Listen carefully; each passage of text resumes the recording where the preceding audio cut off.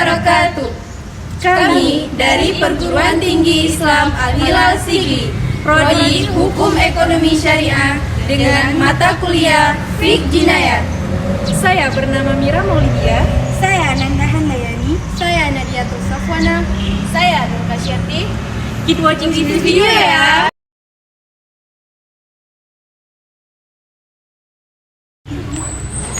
Jarimah merupakan suatu perbuatan yang dilarang oleh Allah Subhanahu wa Ta'ala, yang dimana segala ketentuan-ketentuannya sudah ditetapkan oleh Allah Subhanahu wa Ta'ala, baik itu sanksi yang sudah jelas ketentuannya maupun sanksi yang belum jelas ketentuannya. Zina adalah melakukan persetubuhan antara laki-laki dan perempuan tanpa hubungan pernikahan.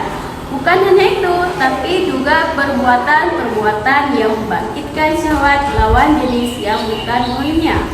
Sebagaimana yang dijelaskan dalam Quran Surat Al-Isra ayat 32 yang berbunyi,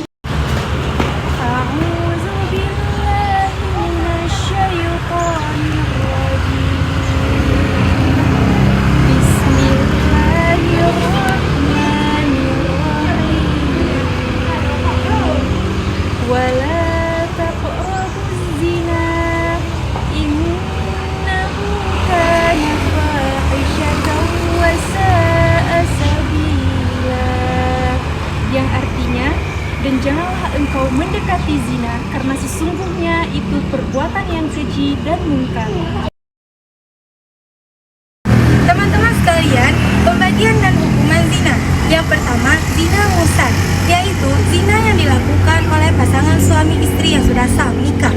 Hukumannya dirajam sampai mati. Yang kedua, zina ghairu muhsan, yaitu zina yang dilakukan oleh pasangan yang belum menikah. Hukumannya dicambuk 100 kali, kemudian diasingkan 1 tahun dari negerinya. Selanjutnya, unsur-unsur zina. Yang pertama, persetubuhan yang diharamkan. Yang kedua, adanya unsur kesengajaan atau niat yang melawan hukum. Dan hikmah larangan zina, yang pertama, menjaga kehormatan perempuan. Yang kedua, mencegah percampuran nasab. Yang ketiga, mencegah banyaknya anak yang ditelantarkan oleh orang tuanya, dan lain-lain.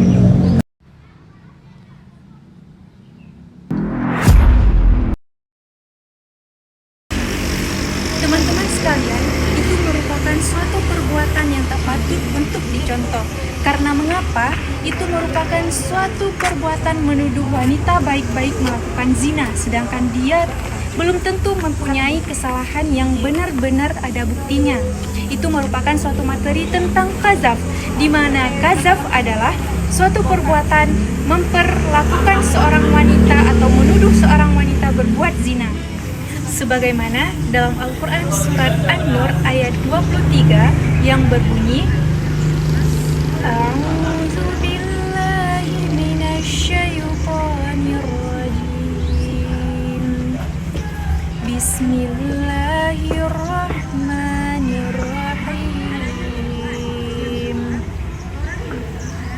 Innal ladzina yarmunal muhsanatil ghafilatil mu'minatil ghinu fid dunya wal akhirah walahum 'adzabun 'adzim.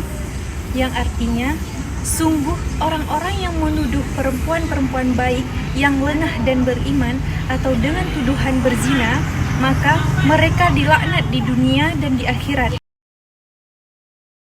Pembagian qazaf ada dua. Yang pertama, jarimah qazaf yang melafazkan jelas atau sahih dengan sanksi had yang bersumber dari ketetapan Allah Subhanahu wa Ta'ala. Yang kedua, jarimah qazaf yang melafazkan sindiran atau kinayah dengan sanksi had takzir yang diputus berdasarkan keputusan hakim di pengadilan.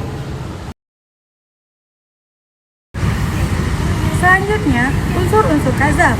Yang pertama, adanya tuduhan. Yang kedua, orang yang dituduh adalah muslim atau orang yang berakal sehat. Yang ketiga, adanya maksud jahat atau niat melawan hukum. teman-teman sekalian, hukuman bagi pelaku qazaf, hukuman yang diberikan adalah dicambuk sebanyak 80 kali.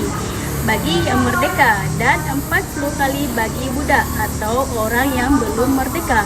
Yang terakhir adalah hikmah. Yang pertama, menjaga kehormatan diri seseorang di antara masyarakat.